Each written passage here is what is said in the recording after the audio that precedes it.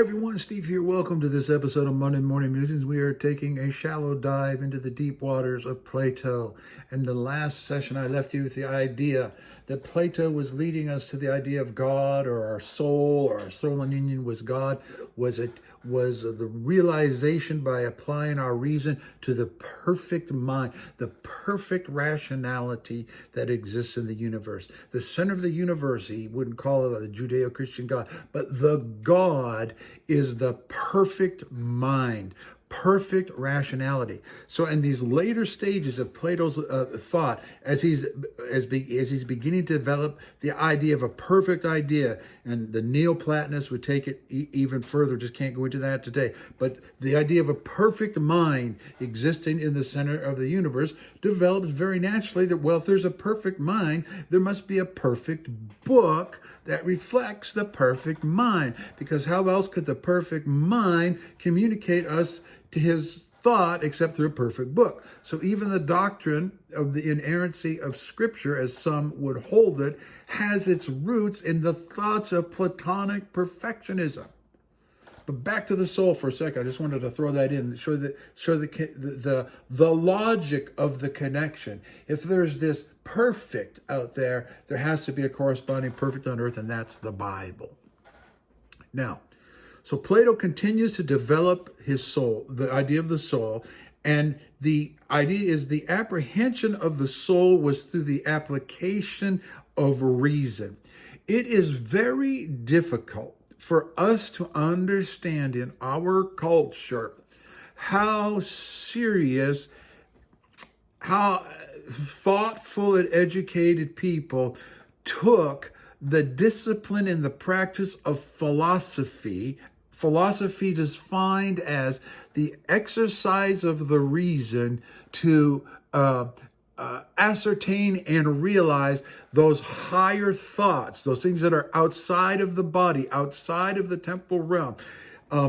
Well into the 3rd and 4th centuries, 4th century starting to collapse of Rome, things changed, but like in Alexandria particularly, but even at Paul's time, the philosophers, those who were familiar with philosophy, Greek philosophy, were pursuing wisdom. That's why Paul refers to it as philosophy, or Sophia, wisdom, falsely so called, because it was the pursuit of ideals based on the exercise of our reason to apprehend ultimate rationality, to reflect that rationality, and to come back to our true self, which was bound up in that rationality, which existed before time. So before time and before I was forced into communion with his body, I existed in perfect rationality. Do you see why this doctrine's popular?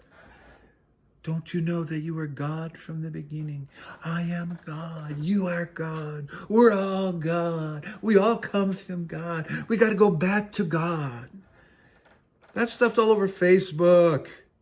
And it's just Platonism. Now,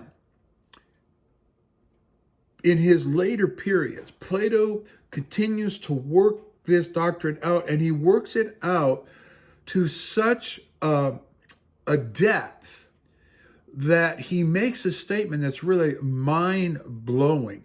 And he says that he questions whether or not you can even be really human without this pursuit of the perfect rational knowledge, because our soul is fundamentally a partaker in this perfect rational knowledge. So I'm going to read a little bit here, because I want you to get this.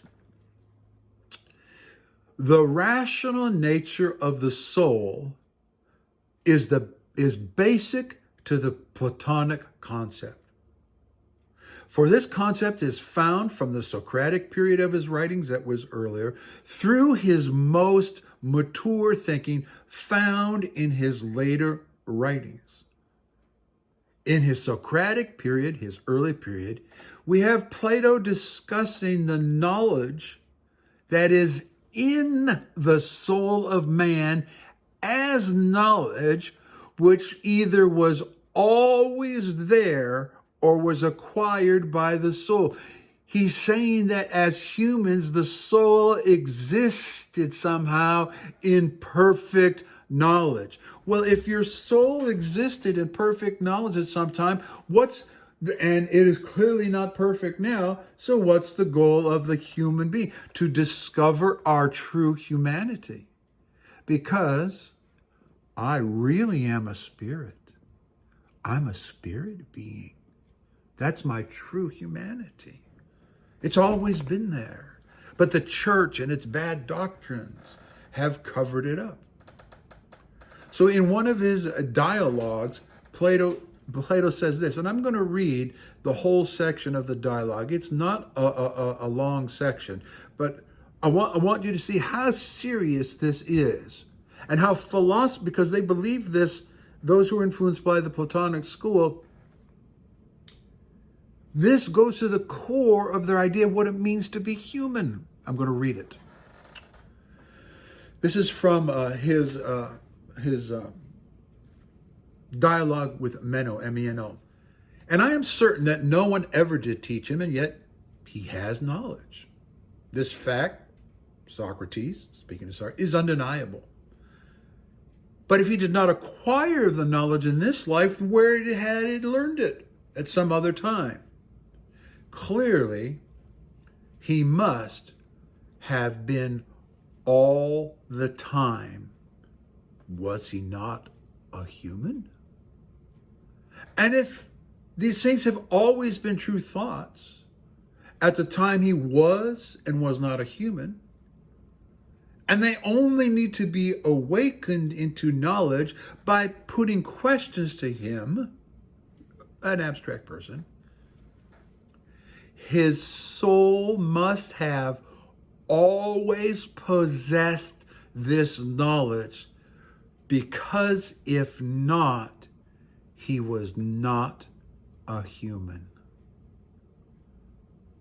For Plato, the pre-existent, eternal idea of a human was to pre-exist with the superior elevated knowledge.